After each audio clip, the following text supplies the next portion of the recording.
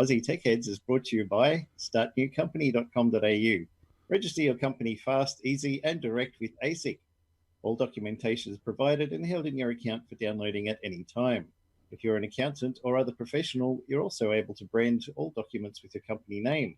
Coming soon, ABN, TFN, and trusts. Special discount for ATH listeners. At the cart, use ATH20 for a $20 discount. And athwebhosting.com.au. Servers operate on SSD drives. Immediate activation, SSL certificates, Aussie support, domain registration, and easy install of WordPress, Joomla, and Drupal. Welcome to episode 667 of the Aussie Tech Heads, recorded on the 20th of February 2020. Hey, what happened for last week? I don't remember being here for that. Some of you. I'm your host, Jason Oakley, and this is my co-host, Will Tompkinson. Hey, Will. Hey, mate. How are you? Good. Some of you was here last week, even though you weren't aware of it. I missed the evil episode 666. That was the one you'd been watching and wanting to hang out for, too. Yeah. Happy birthday to Glennie Goodman. Woo. Yeah, you just hang in there, buddy. We'll just do all the work for you. It's fine. 21 again. 21 again. Oh, dear. 21 plus. He'll be celebrating in his empty office, no doubt. Yeah, the echoey office with nothing in it. Yeah. Has he said he's got any further along with resetting everything up again? As far as I know, they're supposed to. I know he was having some contractors in this week to. Before they could put the carpet and stuff down, they had to put another drain in or something. I can't remember exactly, but yeah, it's not just a simple redo. It's actually quite a big operation. So hopefully this will stop it flooding again so much. His front yard comes down like that. His backyard backs onto the water, but the actual yard part sort of slopes him towards the house. So basically, the house is the lowest point of the property. That's probably not a good idea, right? That's exactly how you want your block developed. So.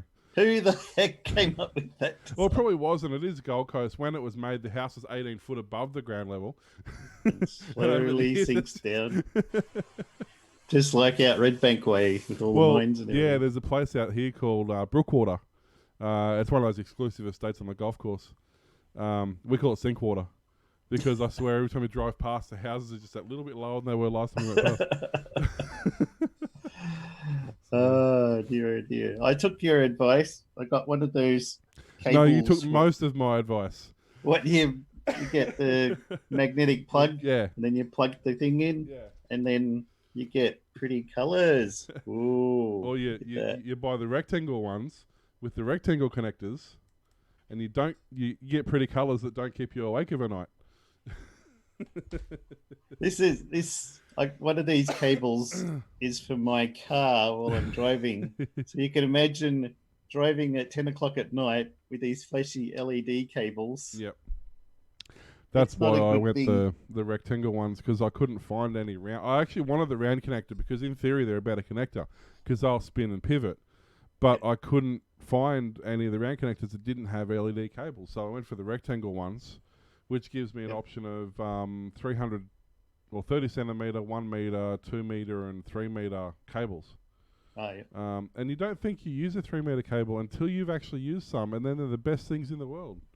I got 2 metre for these ones, so at least I can lie in bed without having to hold it over the edge of the bed and it's the same with the that's what's happening on Twitter today. You can plug it into a PowerPoint in the lounge room and be sitting on the lounge with it, Yeah. They're great. I've got a couple of 30 centimetre ones in the cars. I think I bought 6 or 8 cables all up. I had one for each phone, but then there's 2 in the bedroom, 2 in the computer room, 2 in the lounge room. There's 2 in the car, and there's 2 at work. So no matter where we go, we've got a charge cable now where we don't have to pull the dongle thing out. In case people haven't seen it, that's the little plug. Yeah. Tiny little plug that stays in your phone at all times. You never pull it out. And that's magnetic. Yeah, it's the same as the square ones. They got rare earth magnets or something. No, they're really strong. You just touch it, and the other good reason after you telling me about these things is my mum is in a nursing home and she's got the shakes. Yep. And whenever she's got a couple of Kindles, but when she tries to plug the cable in, her hand goes like this and it wrecks the socket. So now I got her one of these. She can just put the cable up there, it just touches it and it starts charging, and then Yep. she can just pull it apart. Don't have to worry about. And the nurses at the hospital don't know what phones are either, so they're jamming the thing in because she's got micro USB. It only goes one way, but Yep. they try it both ways, of course, and Yep. that screws up the socket. So now she's got one that stays in there all the time, and the cable is the other one was like 1 meter. Yep. This one's 2, so it's going to be much better for her, and she can just leave it touched on there when she wants it. Take it off, read her books on the Kindle, and then just clip it, and it jumps back on there automatically. And the It's other thing I brilliant. like about it, there is a store. Like if you have this on your bedside table, for example, and you've got metal knobs on your drawers, you can literally, when you get out of bed, you can just attach it to that, so the end of the cable stays there, so you haven't got to go fishing for the cable. So yeah, you often attach cables to your knobs. As often as I can, really. I mean, I suggest everybody do that. I heard some people into that kind of thing. It's not the cable, it's the problem. It's what's running through the cable that gives you the problems. Gives you a bit of a rude awakening, right? That could help you go to sleep if you do it right. Ah. Attached to your head. Welcome to Aussie Tech Heads. Is that what this is? I thought I was asleep. Hang on. We got to do some story or something? Yeah, I suppose we probably Don't tell me that. I just got back from San Francisco. Gallivanting all over the countryside like a Leyland brother. Yeah, went to head office. 13 and a half hours both way, each way on the plane, I should say. Lucky it's not like something you got to do like every second day. Yeah, I think the last time I went was about 4 years ago, and it's pretty expensive, so they don't do it too often. But I got melatonin. Oh, nice. Proper stuff. Helps you sleep. You picked a bad time to be flying anywhere, though. Yeah, well, I got back just before the virus hit. Oh, man, I tell you. But yeah, it was a nice flight. Some of your Facebook posts there on some of the places you went and the businesses you got to tour. I saw Ubisoft, Cloudflare, TuneIn Radio headquarters, and we walked down to San Francisco. They had signs up saying all the streets were blocked off with guards and huge trucks. They had signs saying, please be aware there's going to be low-flying aircraft and simulated gunfire because they were filming The Matrix 4. Yeah, I had heard about that. I've seen a couple of... we didn't see anything happening because it was the first night and they just started setting up. But we're like, okay, when I see the movie, I'm going to remember I walked down this street and down that way. And yeah, went in Chinatown and stuff, checked that out, and walked all over. I got addicted to the buffalo wings. It was just so nice, that sauce. I bought a bottle while I was over there, brought it home, had some of it the other night. My daughter's like, this is so delicious. I can't believe it, but please, can I have a little bit less next time because my mouth is on fire? But I love it. I still didn't know buffaloes had wings. Yeah, right. They probably drank a can of Red Bull. Yeah. Yeah, dear. So there's a few photos that you sort of went and saw, and like Cloudflare. You like the Cloudflare messages? Yeah. Your site can never load too fast. I like the. I've seen the. Which one was it? Bad Bots Be Gone movement. I've seen that one a couple of times. I quite like that one. Yeah. So, although ironically, weren't they the ones who got DDoS during the... Oh, no, that wasn't Cloudflare. That was Amazon. Yeah. All Amazon in their infinite wisdom. Hilarious, right? So, but yeah, had a good time. You discovered... Oh, it was good, yeah. Discovered cuisines and...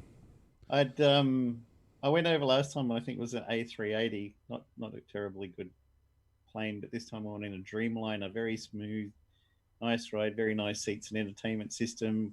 Rewatched like 4 Marvel movies going over and 2 Deadpools coming back. Yeah. So it was some good stuff to watch.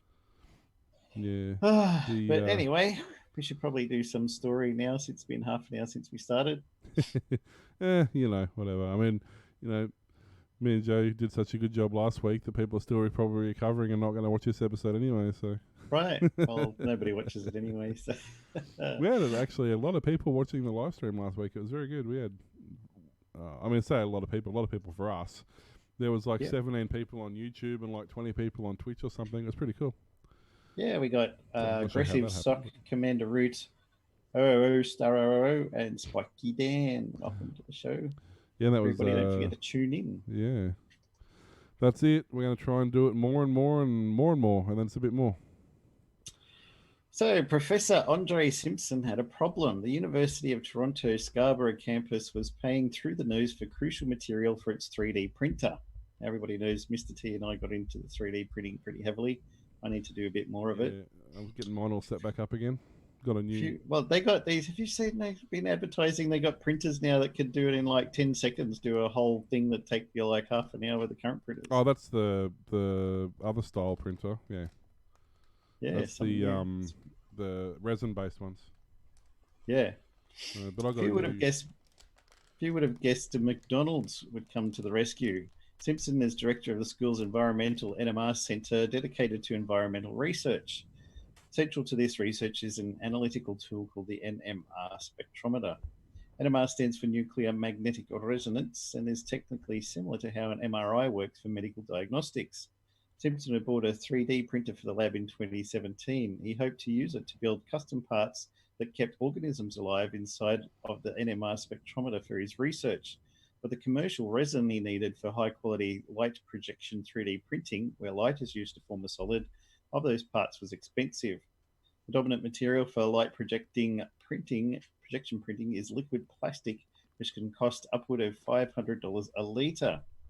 He closely analysed the resin and spotted a connection. The molecules making up the commercial plastic resin were similar to fats found in ordinary cooking oil. Yeah, because that means oil's good for you, right? Yeah. What came next was the hardest part of the 2-year experiment for Simpson and his team of 10 students, getting a large sample batch of used cooking oil. We reached out to all of the fast food restaurants around us. They all said no, except for McDonald's. In the summer of 2017, the students went to McDonald's location near the campus in Toronto, Ontario. They had agreed to give them 10 litres of waste oil. After filtering out chunks of food particles and experimenting with the oil for several months, the team was able to successfully print a high-quality butterfly with details as minute as 100 micrometers in size. The experiment yielded a commercially viable resin that Simpson estimates could be sourced as cheaply as 30 cents a litre of waste oil. Another bonus, it is biodegradable. To test this, he buried a sample butterfly in the soil and found that 20% of it disappeared in a 2-week period. The concept of sustainability has been underplayed in 3D printing, said Tim Green, a research director for global research firm IDC, who specializes in the 3D printing market. Melted plastic currently being used as resin is not so good for the environment. Yeah, I mean, the plastic currently being used may not be good for the environment, but the oil currently being used is not so good for the body. So, you know. Yeah. Better to make a butterfly out of it than eat it. Basically, the oil they use is they call it a vegetable oil.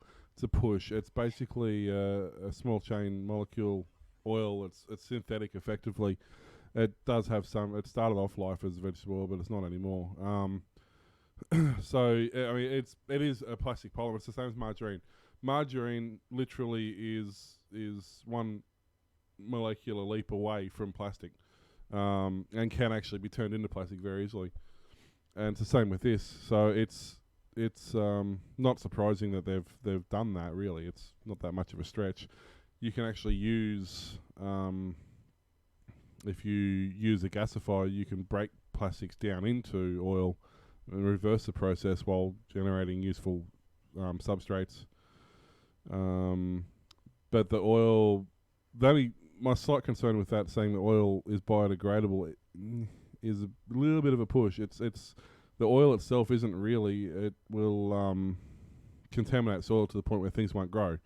So whilst a butterfly might somewhat get sucked into the earth, if you spill, there's a reason that stuff needs hazardous material handling license to transport. Yeah, it's not everybody. You can't just go and throw a 44-gallon drum in the back of the ute and carry it home. It's a hazardous substance, So Maybe that's why the other places wouldn't loan them the waste oil. Well, that a lot of the people run people with older cars, and depending on where you are, and probably in Canada actually, I know it's very big in Canada, running older diesel engines on waste oil. It's Queensland buses do. That was a big thing when I was up there. They said all our buses are going to smell like fish and chips. Yeah, that one bus they trialled for a week did. Oh, yeah. Is that what happened? Yeah, because what happens is they've got years ago they got onto the CNG compressed natural gas bandwagon, where you add gas to diesel to increase the efficiency of diesel, and because gas is cleaner than diesel, and the problem is that system doesn't work with vegetable oil. So you either have to take all the gas systems out of the buses that you just spent millions of dollars retrofitting, or you have to not use the vegetable oil. So didn't work out too well. You know, other than the fact they're completely incompatible systems and won't work together, that was a great idea they had. But a lot of countries, I know it's huge in England because petrol prices are, they call them expensive. They're still cheaper than here, but and I know it's quite popular in Canada and especially a lot of the countries where it's cold a lot of the time, because you're always running oil heaters and diesel generators and stuff like that. So there's actually a huge demand for waste oil. So many restaurants actually already give what they've got to people, so they don't have to pay to dispose of it. Right. And people will buy it off. That's probably why, because people will actually buy it from the restaurant. They'll buy waste used oil, whereas the restaurant has to traditionally pay to get rid of it. So a lot of these restaurants already have people paying for this oil. They're not going to give it to somebody when they can actually... Liquid gold. Yeah, it really is becoming that way. You know, they're not going to... Some researcher wants 500 litres of it. They're not going to give it away when they can charge somebody else to take it away, you know. Yeah. So I'm surprised McDonald's did it, because I know that in Australia, McDonald's won't allow you to take their oil.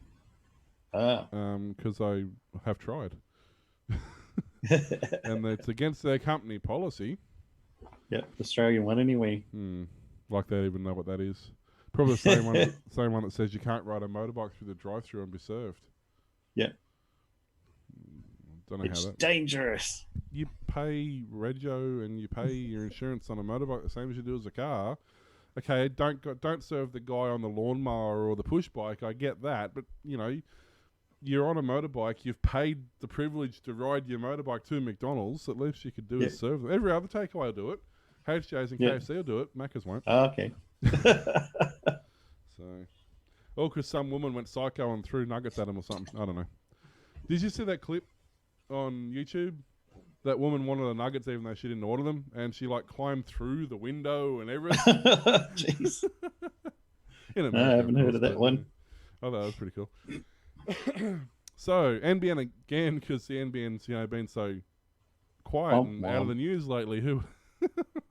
We haven't had any stories at all over the last biggest piece of crap ever invented. The NBN pricing changes saw ISP shift wholesale plans from 25 meg to 12 meg. That's what we need, right? Well, yeah, apparently. The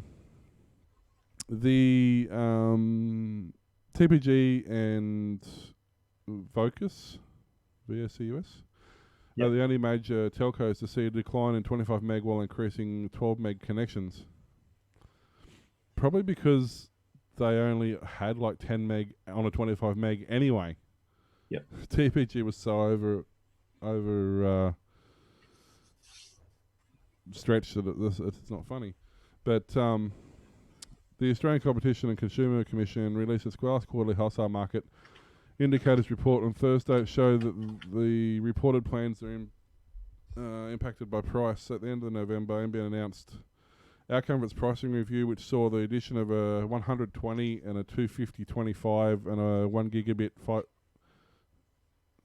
1 gigabit 50 meg. What's the... Anyway. Allowing retailers to pool unused CBC on a national basis. Also decided to add an allowance for TCP/IP headers above its layer 2 remit. the ACCC is aware that Access seeks shift a large number of wholesale services 20 meg from 25 meg to 12 meg during the quarter. Under NBN Co's previous wholesale pricing offers, some service providers were using 25 meg bundled wholesale service to supply 12 meg plans to some of their retail customers. Yeah, so if the 100 meg plans were a third of the price like they are in other countries, I bet a lot more people would have the 100 meg plans. Yeah, but this is the thing. They just said that they were supplying 12 meg plans to some of their customers at 25 meg plans.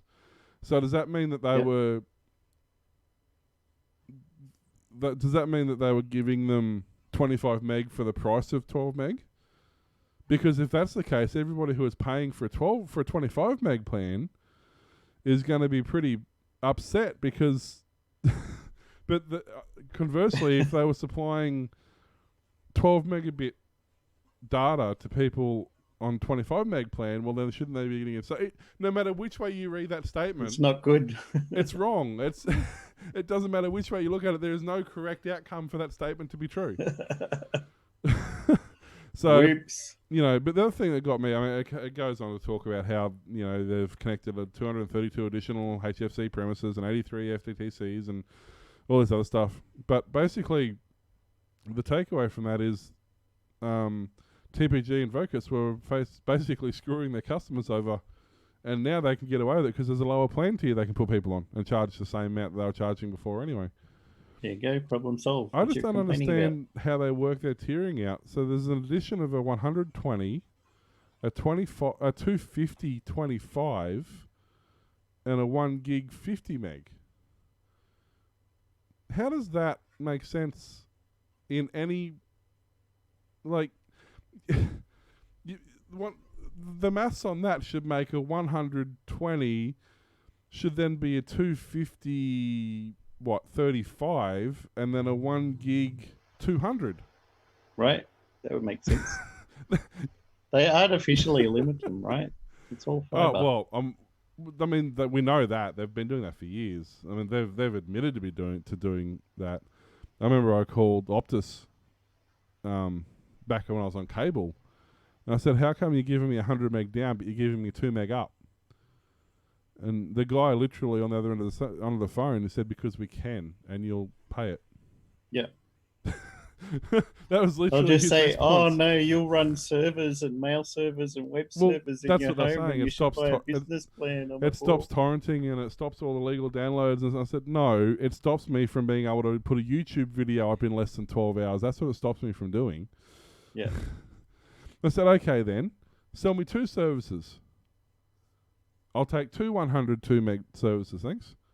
Yep. Oh no, you can only have 1 per premises. What? I said, but that's already wrong because you supply my Optus TV and that's over the cable. Yep. So I've already got 2 services. So, well, are you against making money or like what's... We don't want your damn money here. What's the deal here? What am I missing? Raiders in the YouTube chat has just said that his NBN experience, his driveway is 150 metres long, so the NBN won't put a box in the house unless we pay for the retrench. Yeah, and there is that happens quite a lot. There's actually a clause in the NBN installation contract, if you can find it. It's a mongrel contract to navigate, but there's basically 2 clauses in it that never get mentioned for consumer rights. One is the consumer has a right to have the NBN box placed anywhere they choose as long as it is accessible. So not somewhere stupid like the shed or, like off the back veranda of a 3-story house. But as long as it's an accessible location and it makes sense to have it there, then you're fully entitled to tell them to put it there. And the other one is stating that basically there's an acceptable limit to how long they can run it. It doesn't specific from memory, and it's been a while since I've read it. I might have to, and they may have changed this. I'll have to go back and double check. It didn't specifically say the length from memory, but it said reasonable distance. Now, given that... So you can pick what you want. Well, given that I believe depending on what you're on, if you're on cable or coax, so it's going to change a little bit. But I know that a coax roll is 300 metres long, and a Cat 5 roll is 300 metres long. So my thinking would be that 300 metres is the acceptable limit for that sort of distance. You think so? But I'd need to don't quote me on that. It's been, as I said, I haven't had to read the NBN contract for a couple of years, thankfully, because I haven't been screwed over recently, so I haven't had to memorise it and use it against them. They hate it when you use it against them too. Oh, sorry, sir, we can't do that. Well, actually, according to the NBN paragraph page such and such subsection, it actually says, I didn't know that. I know. That's why I just told you. So guess what? Now you know. Now you can do something about it. Also, Raiders too. I don't know anybody else. If you are having trouble with the video in YouTube, I suggest switching over to the Twitch stream. It is the most reliable stream. It's also the less latency, so it's the best way to experience the stream. There is a Facebook and a YouTube one, but Twitch is the best one. Just thought I'd put that in there for anybody who wishes to watch in the future. And since Mr. T was talking about TPG, $15 billion merger between Australia's third and fourth largest telecommunication companies looks set to go ahead after Vodafone and TPG beat the competition watchdog in court. There you go. What are they going to call it? TPG cancelled the Vodafone because it takes over everything, right? What does TPG even stand for? Time to Google it. That's how I am. There's something or other. Tony group, Peripherals right? Group. Was founded in 1986 as Tony's Peripherals Group in Good on you, Tony. 65 Waterloo Road, North Ryde, New South Wales. And the founder and executive chairman is named David Tech. It should be Tony. Total Peripherals Group. That's what I said, wasn't it? Oh, sorry, yeah. Total Peripherals Group was established by Malaysian-born Australian businessman David Teo. Sold OEM computers. Yeah. It was like, was it Gateway? Yeah. So, but yes, that's what that stands for. So they're going to be what? TPG? TPGV? I don't know. TPG just puts their name on everything now. They do. That. I mean, well... There used to be IINet way back in the day. Yeah, but IINet's a separate entity anyway still. Well, kind of. as much as they can be. Like one of my friends said to me recently, TPG doesn't merge with anyone. They take over and assume everything. Like Three did that. Yeah. They took over Orange and took over the other three and took over a few other bits and pieces. And then they're gone. I worked for them when they were Orange/3. They're still Orange, I think, in like England and UK. I think they've still got Orange. Well, Hutchison Telecoms was also known as. Yeah, well, that's where the three come from, wasn't it? Because wasn't it the three combined? Yep, something like that. Orange, Hutchison. But I was working at University of Sydney, and I got a job there, and they said my old staff mates were like, "So where are you going to work now?" I said, "Orange." They're like, "Why the hell are you moving all the way there?" I said, "No, the company Orange, it's at St Leonard's, just over the bridge." Oh, we thought you were moving to Orange. They're like, why the hell's he going there? So, yeah, back to this merger. The ACCC's expressed concerns the merger between Vodafone and TPG would result in a more highly concentrated market. Well, yes, but I mean, they're not the same market though, are they really? Because TPG is your budget end, over-promise, underperform, like cheap. Same as Dodo, same as a lot of those. You know, they're everybody knows you're going to get shafted with going with them. But if you want somebody cheap to go with, that's who you go with. If you wanted someone good, you went with IINet, and then TPG bought them, and now you don't go with IINet. Well, that's why I'm wondering that it's going to happen with Vodafone, because Vodafone, okay, isn't the best in Australia, but they're pretty decent. Like, I've been with Vodafone for a few years, and I have almost the same signal that everybody who's got Telstra's got. I have actually cheaper plans generally with more data. We've got a family bundle plan that's got like 8 phones on it now or something like that, and like 200 gig of data. You know, like Vodafone's pretty good. So I'm wondering if that would like bring the two ends of the market together. I don't know. It's either maybe they'll even out something really good, something really crappy, and something slightly mediocre. But well, I mean, I guess the only other thing that's going to happen is TPG's going to go away effectively, because that's why they're initiating this merger. That you wouldn't initiate a merger if you're not in trouble and not, you know, if you're perfectly fine and there's nothing happening and there's no reason for a merger, then you wouldn't do it. what if Vodafone was the one in trouble? No. I can't see that happening. That's the other thing too. Vodafone being an international company, that's, you know, be interesting to see what happens. Yeah, I don't know.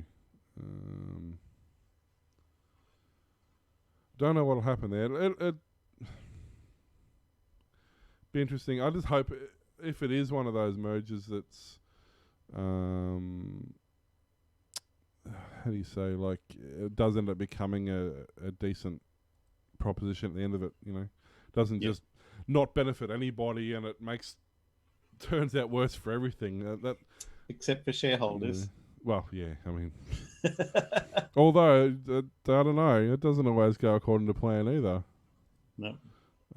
I've seen plenty of cases where the shareholders have been all for it, and then the next thing you know, they're all getting shafted because the shares tank because, you know, look what happened to was it IBM when they were doing the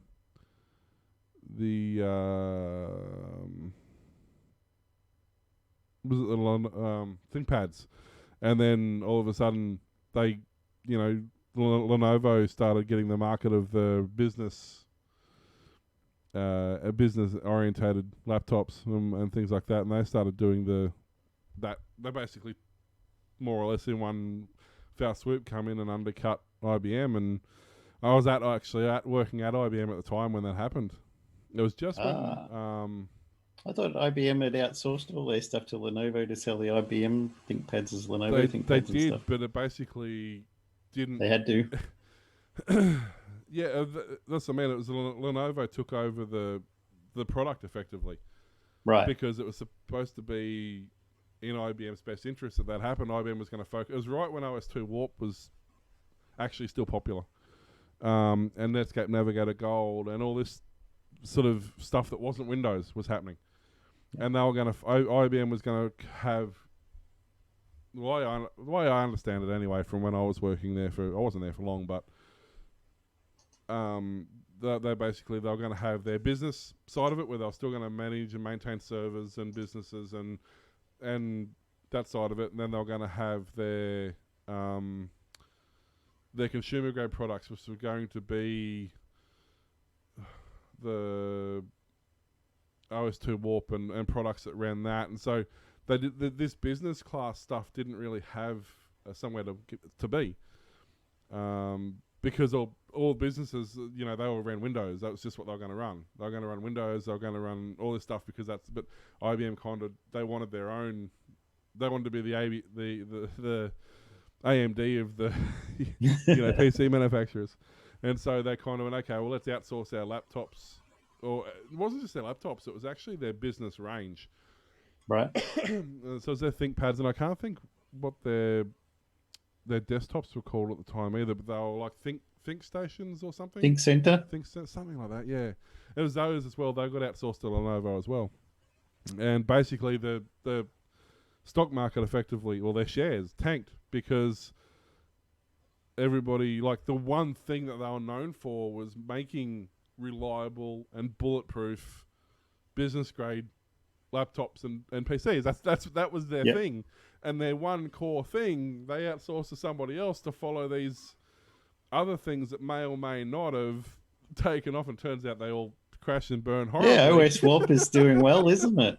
In fact, I'm running OS Swap right now. It's the best I operating know. system. Looks just like Windows these days. Right. And yeah, so I remember. Or is it the other way around? Yeah. And yeah, so I remember just as I was about to leave, I remember all the stocks just collapsing because they the shareholders and the management thought this was a fantastic idea, but apparently like 98% of the rest of the world didn't. I know that's when it started hurting them too. They lost contracts with the Australian government, like they stopped supplying the Centrelink, and they stopped supplying all those systems for all the dumb terminals and that they used to use. They stopped supplying all those. They lost a lot of money in Australia. I don't know about the rest of the world, but I know the Australian branch of IBM lost a lot of money. They're doing a lot now, and they're making up for it with their wonderful platform for the census. Oh, wait. What about the medical health No.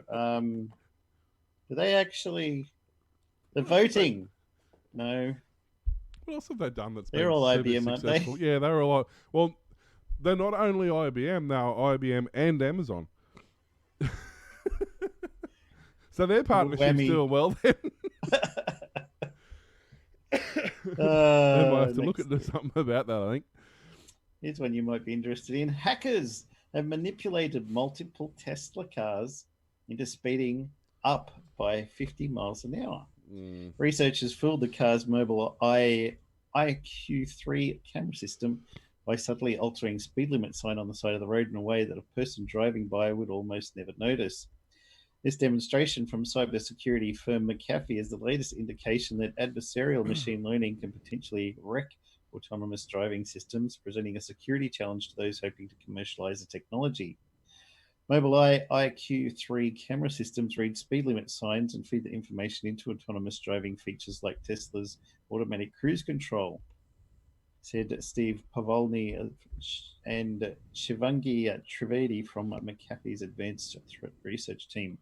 Researchers stuck a tiny and nearly imperceptible sticker on a speed limit sign. The camera read the sign as 85 instead of 35, and in testing, both the 2016 Tesla Model X and that year's Model S sped up by 50 miles an hour.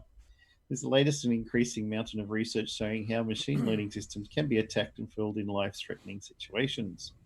In an 18-month-long research process, Trivedi and Pavolny replicated and expanded upon a host of adversarial machine learning attacks, including a study from UC Berkeley professor Dawn Song that used stickers to trick a self-driving car into believing a stop sign was a 45-mile-an-hour side limit. Last year, hackers tricked a Tesla into veering into the wrong lane in traffic by placing stickers on the road in an adversarial attack meant to manipulate the car's machine learning algorithms. Tesla has since moved to proprietary cameras on newer models, and Mobileye IQ3 has released several new versions of its cameras that in preliminary testing were not susceptible to this attack. There is still a sizable number of Tesla cars operating with the vulnerable hardware. We pointed out that Teslas with the first version of hardware cannot be upgraded to the newer hardware. What we're trying to do is we're really trying to raise the awareness for both consumers and vendors of the types of flaws that are possible. We're not trying to spread fear and say that if you drive this car, it will accelerate through a barrier or to sensationalize it. But we got in the news, so yay. Yeah, look, there's so many points to this story that are borderline. So they don't read, whilst they do have support for. Sorry, I just got distracted because the Facebook stream, the YouTube stream just went, no, I'm done. In normal situations, they have the ability to. They sort of look at the street speed signs, but it's not something they really do. Well, it's like the cars already know what the speed should be in that area. I've only got Waze, and you drive along a Waze tells you what the speed zone changes are and what it should be, and they're not going to go, well, my internal map says it should be 50, but that sign says 100, so let's go. Yeah, exactly. That's what I was going to say. Like, yes, they do look at speed signs, but they have obviously preset maps, they have GPS, they have live data, they have all these other sensors as well. They have traffic monitoring sensors as well. So in a closed course under ideal conditions, can it be done? Yes. Yeah. In the real world, on an actual street with real other cars around, not really. Mainly because that's the thing with other cars around. The Tesla won't accelerate. It will. The collision detection will kick in. That will stop it from happening. And surely it would also be monitoring what the speeds the other cars are doing. If there's a consensus that all the other cars are doing 35 and the sign says to go 85, you're going to go, well, no. And also if it uses all these other sensors to know where it is, and if you've got autopilot on, for a major speed variation that's not in its system, it's going to ask you for confirmation anyway. So I don't Makes sense. It's always one of those. It's like when Volvo was doing the crash avoidance thing years ago. They were one of the first to do it. And they had it set up so that, ideally it wouldn't run into the vehicle in front. It would be able to detect it and whatever. Now, it took them a long time to bring that out. But enclosed, this is basically the exact opposite though. Enclosed, controlled environment for testing, it basically always worked. The second they put it out in the public road where there's so many variables and so many things causing havoc, it hardly ever worked. Yeah. But the Tesla's the exact opposite. The more input it has and the more data it has available to it with other vehicles and operators and GPS locations and pre-existing speed limits and all this other stuff that it has, it's going to know what's going on around it far better than in a closed environment where it basically is told this is the only thing you can see. Yeah. So I don't know. Look, it's a proof of. Well, it's sort of not relevant anyway because anything from 2017 or 2018 onwards doesn't use that technology anyway. Yeah. So,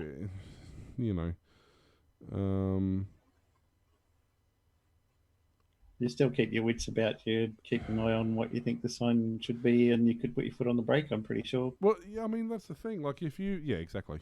But that's it. Like, if you got... It's not like you said autopilot and then have a nap and read a book. Okay, just tell me when I get there. The problem is they do, because the Tesla self-driving system is so good at what it does, people do sit back and have a coffee and have a sleep, and the amount of times you see videos pop up on YouTube of people sleeping and people not paying attention is ridiculous because it is so good at what it does. And because it's so good at what it does, this isn't going to trick it in the real world. It might, even if it does, let's assume for whatever reason it's a 35 speed limit and becomes 50, it sees it as 85. It's only going to do that for the first, let's say 30 seconds until it comes across either a corner that it knows it needs to navigate and it's got to slow down for anyway. It comes across the next speed sign, which hasn't been tampered with. It comes across a car in front of it that's going to slow down for, because these are going to be residential signs anyway. Yep. So it's the typical mindset of let's poke as many holes as we can so that gets a news story. Well, yeah, it does. But I always wonder who's funding these. Like they said McAfee did it, but McAfee off their own bat isn't going to have a reason to do this. It has nothing to do with them. We've seen videos of John McAfee. He doesn't even know what planet he's on. You wouldn't even know what Tesla was. But that's what I mean. Like, it's, who's said, hey, McAfee, here's $5 million. Go and make a Tesla speed up for us, will you? Yeah. You know what I mean? Like, it's not something they're going to do off the back by themselves. It's not. It's just not something they need to be worried. They've got enough going on. Yeah. I don't know. What you got for us? So, well, until I just closed that tab. Didn't you say you're doing a thing so you couldn't close tabs anymore? No, I did the thing so I couldn't close the tabs on the live stream. I didn't say anything about closing my news stories. The one thing I was going to talk about was the death of Holden. It's official now. Womp womp. And the implications. They said it's too tricky to keep doing right-handed cars, so we won't do it anymore. Yeah, all the cars we import are all left-handed. We've got to swap them over, and it's costing us too much. Australia's going to have to flip and drive left-handed cars on the other side of the road. You know, there was a country, I can't remember where it was. It was one of the little. I was reading that to islands. Dad the other day. They did a swap over in 1965. Yeah, this guy just the ruler or president or whatever it was of this little town woke up one morning and goes, "Nah, that's it. We're all driving on the side of the road now." But they're all like driving left-handed drive or right-hand drive cars on like the right-hand side of the road. So they're all driving actually driving on the wrong side of the road. Oh dear. But yeah, so we all know that in was it 2013 or whatever it was, they decided they're not going to. Well, they're going to start wrapping up production. I think it's 2017 when they actually wrapped up production. But it came out earlier this week that they're actually closing their business entirely. So it's to the point now where they're not even importing vehicles anymore. They're just like, they're done. They've been... Holden and General Motors were always separate up until recently. You had General Motors GMC, which was General Motors Chevrolet, and then you had GMH, which was General Motors Holden, and they were effectively two separate companies, basically. But it was a couple of years ago. I can't remember exactly when it was. GMC got back involved with them again and basically effectively took them back over. They've been around for 72 years. There's no. Everybody knows it's the government's fault. They basically shut down. The government made it to the point where it's impossible to produce anything in this country. So it was always going to happen. And they still want to keep the luxury car tax, even though nobody can import anything to compete with Australian stuff because there's nothing to compete with anymore. Yeah, exactly. But we're making so much money from the luxury car tax. We don't want you to have good cars. We want the money. Yep. And so it's about 600. That's 600 people out by June, and the rest will go by the end of the year. The only good thing that's going to come out of this, and the reason I mention it, if you are looking for a new car, now's the time to go buy it because there is absolutely insane discounts on Holdens at the moment.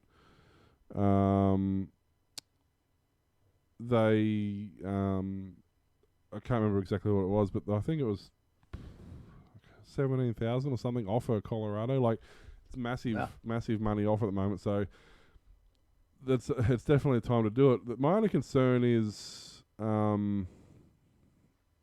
if you do buy a new car now and it's got whatever they've got a 3-year or 5-year warranty, whatever they run on them now.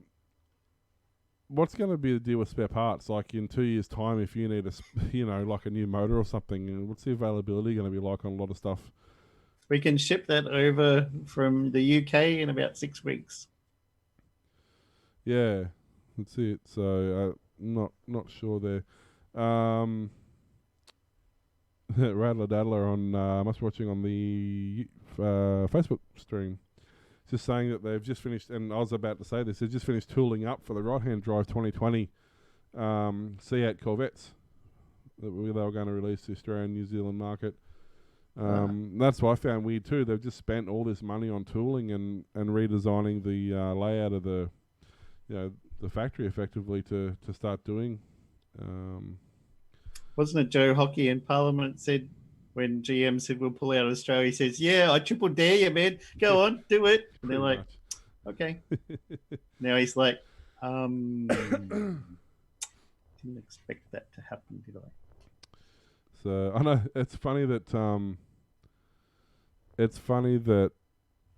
on Twitter, Ford Australia sent out a tweet, which I think it's so tongue in cheek.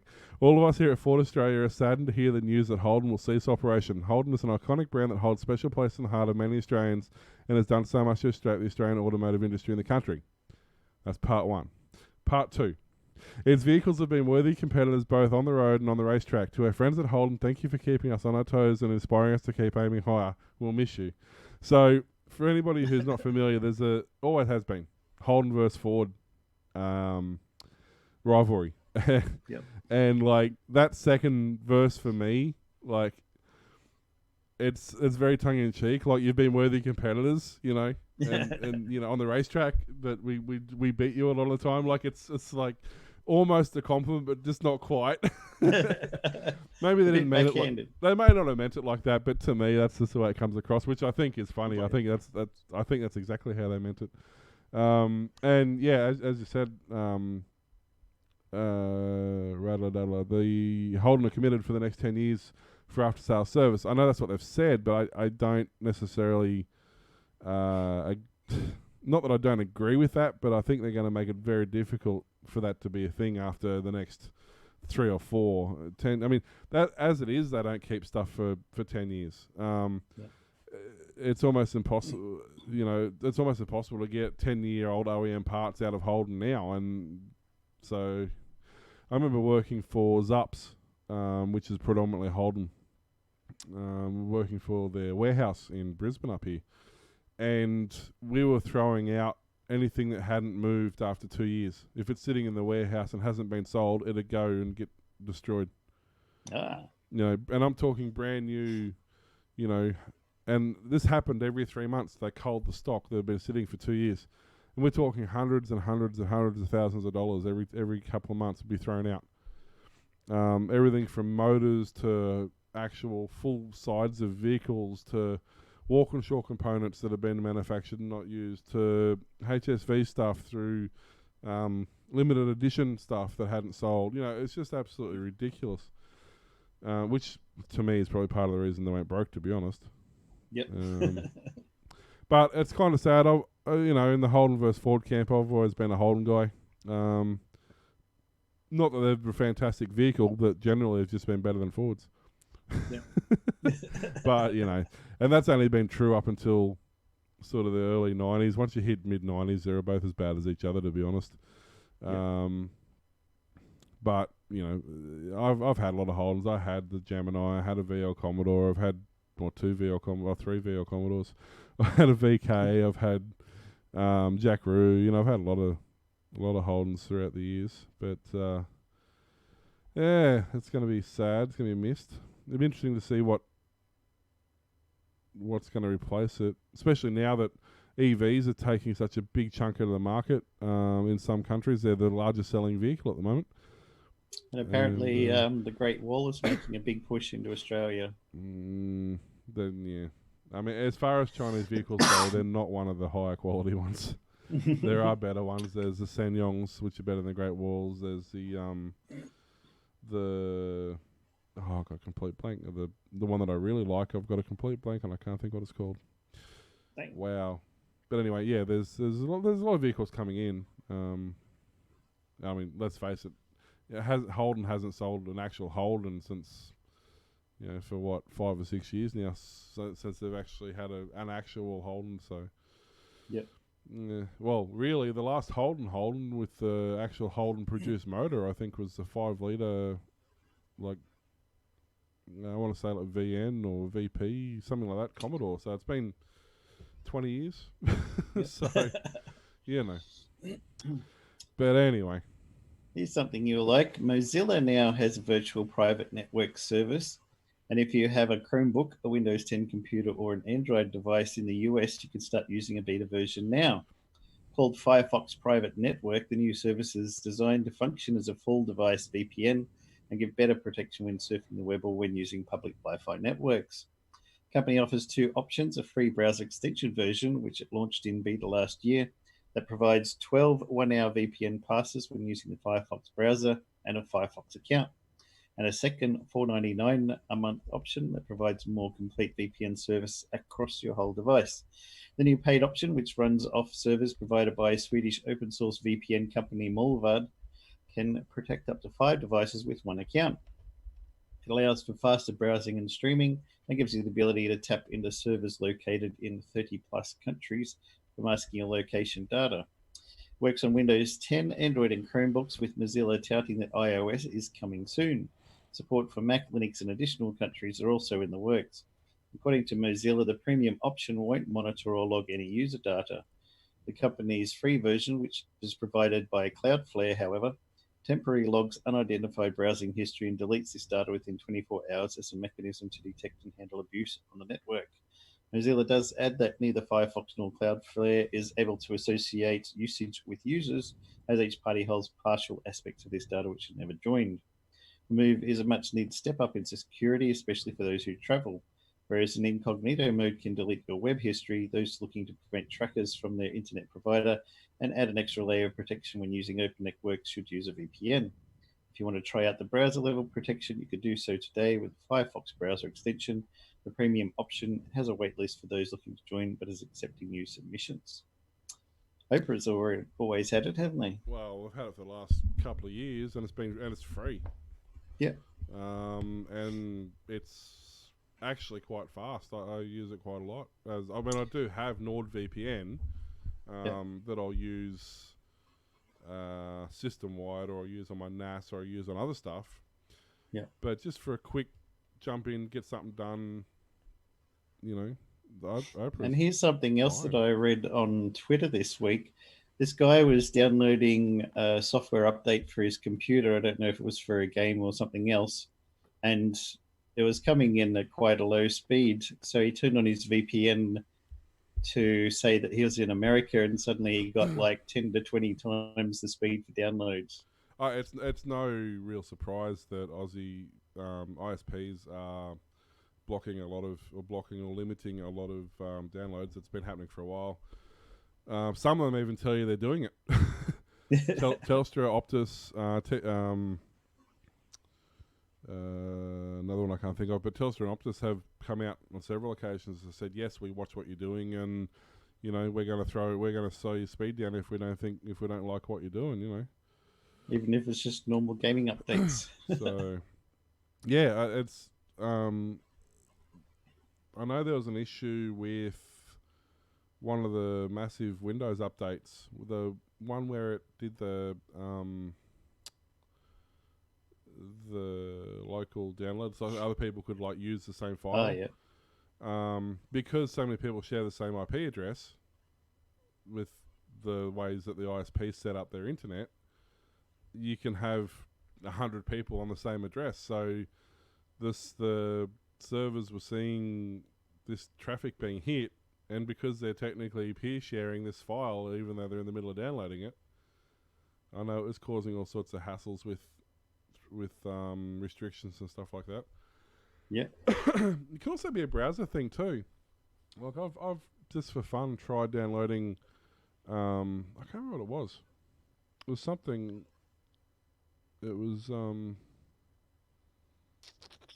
wasn't. It was off the Good Old Games website. It was something like that. Anyway, Abandonware maybe. Yep. But I downloaded it on just because I was curious. I downloaded it on Chrome, Firefox, Opera, and Internet Explorer. Edge. And Chrome and Internet Explorer. It was back when that was a thing. Chrome and Opera, I think, actually downloaded the fastest, and Internet Explorer was, of course, the slowest. But it was just interesting that just the browser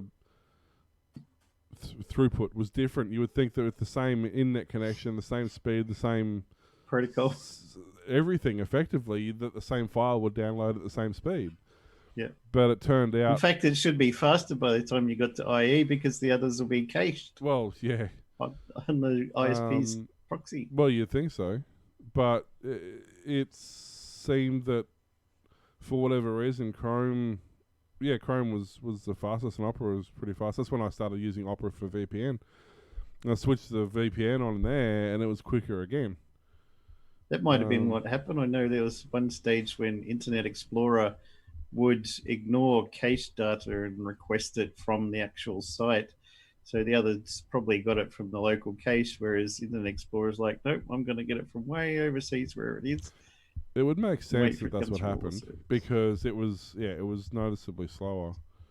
Yeah. So that would make sense if that was the case. Yeah, if there wasn't a local copy available, but then that wouldn't make sense because when I used the VPN through Opera, it was still as fast as Chrome.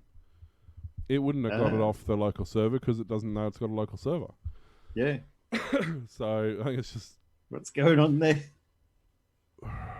I think it's something to do with the way they treat compatibility. Like if you try to use the Foxtel Go app on anything other than I think now it finally supports Chrome as well, but it used to only support Internet Explorer. And if you wanted to use any other version, you would have to use the developer tools, and you'd go into your. I wonder if I can even remember how to do it. Go into your settings. No, it's page tools or something, wasn't it? I can't remember now. But yeah, you'd have to go into developer mode and change the settings and make it think it was a different browser. And I reached out to their support one day. I said, well, this clearly works in these other browsers. Why do you not enable it by default? Why do I have to go through and change it all the time? Because my media center at the time was running Linux, so it was defaulting to Firefox. And they're like, oh, we don't support those other browsers officially because we can't track them. Yeah. So that was how they're too secure. That's your problem. So Foxtel Go, because you know how you're only allowed to have 2 simultaneous connections or whatever it was. So apparently Internet Explorer at the time was the only browser that would allow them to track that sort of information. So that's why they didn't officially support anything else, because they couldn't track it. Crying out loud. And yes, Radler, you're correct. I think Larry Perkins VP was the last Holden. I specifically remember he had a very famous quote saying that the day he's forced to go to a Chevy engine was the day he retired, and guess what happened? He was also the last competitor to run a carburetor as well, I believe. Anyway. Any last story for you? Oh, look, there's so much random stuff. Oh, there's a that's what I was gonna. That's one of the tabs I closed by accident. There's a new machine learning website, and it makes up like news headlines. So you give it little bits of data. I wonder if I can quickly find it while I'm talking about it. And you would give it, say, the first 3 or 4 words. So you'd say like you give some keywords like, man, snake, swimming pool, and it would create a news story based on these keywords that you would give it. I know how to find it. Talk to transformer.com? Is that it, maybe? Not sure. But I thought it was... It says you can write stories, poems, news articles, and more using talktotransformer.com.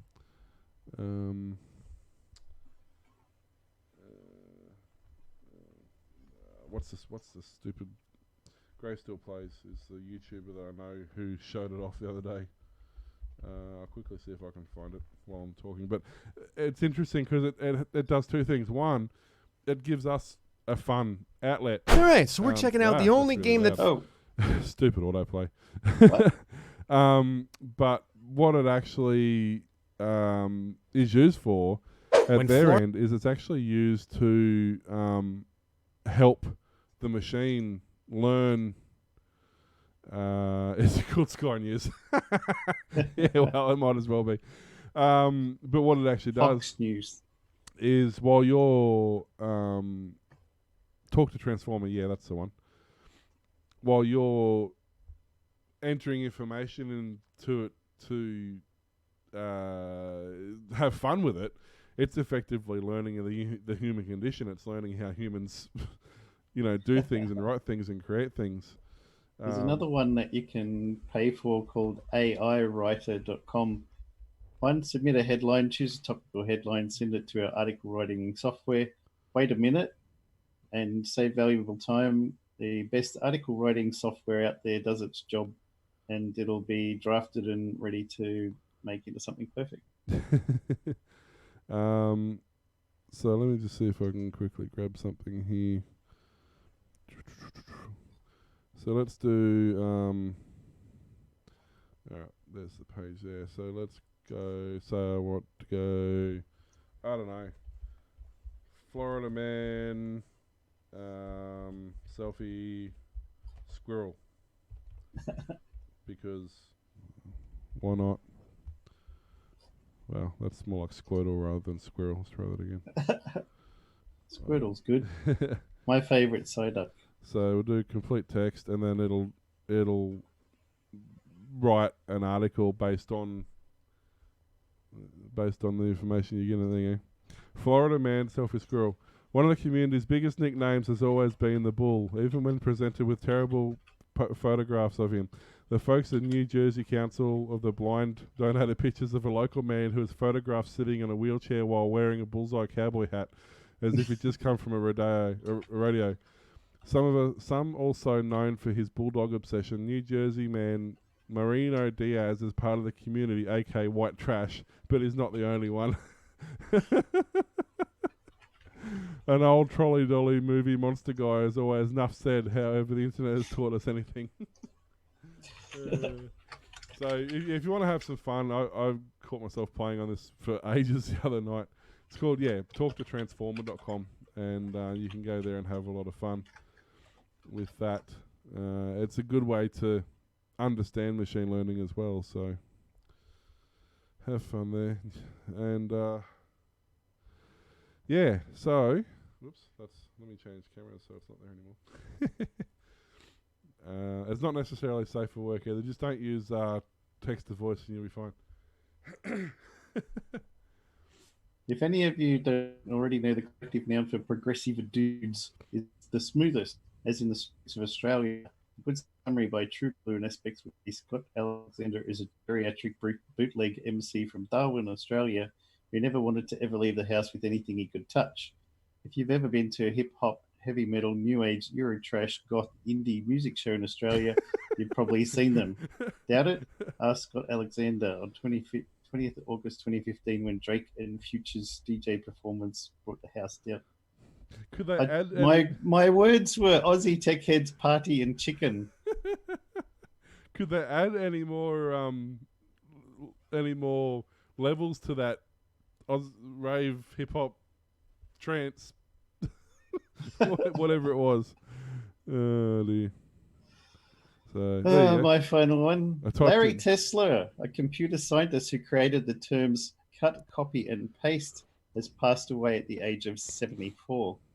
Born in 1945 in New York, Tesla went on to study computer science at Stanford University, and after graduating, he dabbled in artificial intelligence research long before it became a deeply concerning tool, such as what Mr. Teacher said, and became involved in the anti-war and anti-corporate monopoly movements, which companies like IBM as one of his deserving targets.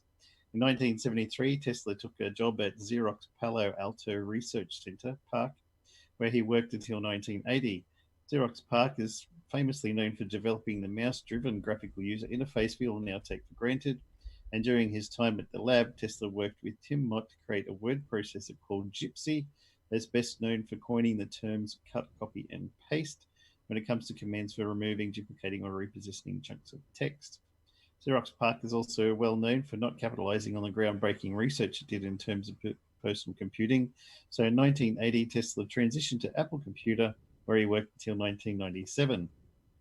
Over the years, he held countless positions at the company, including Vice President of AppleNet, Apple's in-house local area network system that was eventually cancelled, and even served as Apple's chief scientist, a position that one time was held by Steve Wozniak before eventually leaving the company. In addition to his contribution to some of Apple's most famous hardware, Tesla was also known for his efforts to make software and user interfaces more accessible. In addition to the now ubiquitous cut, copy, and paste terminologies, Tesla was also an advocate for an approach to UI design known as modeless computing, which is reflected in personal website. In essence, it ensures that user actions remain consistent throughout an operating system's varied functions and apps. When they've opened a word processor, for instance, users now just automatically assume that hitting any of the alphanumeric keys on the keyboard will result in that character showing up on the screen at the cursor's insertion point. But there was a time when word processors could be switched between multiple modes, where typing on the keyboard would either add characters to a document or alternatively allow function commands to be entered. The good old function keys. Bail Larry Tesla. Genius. This is their commercial. They just the Xerox Park Office Alto commercial. Oh, nice. They decided that they're going to have all their monitors that way for whatever reason. I don't know why, but oops. Oh, now I've done it. Womp. It's all broken. That's it.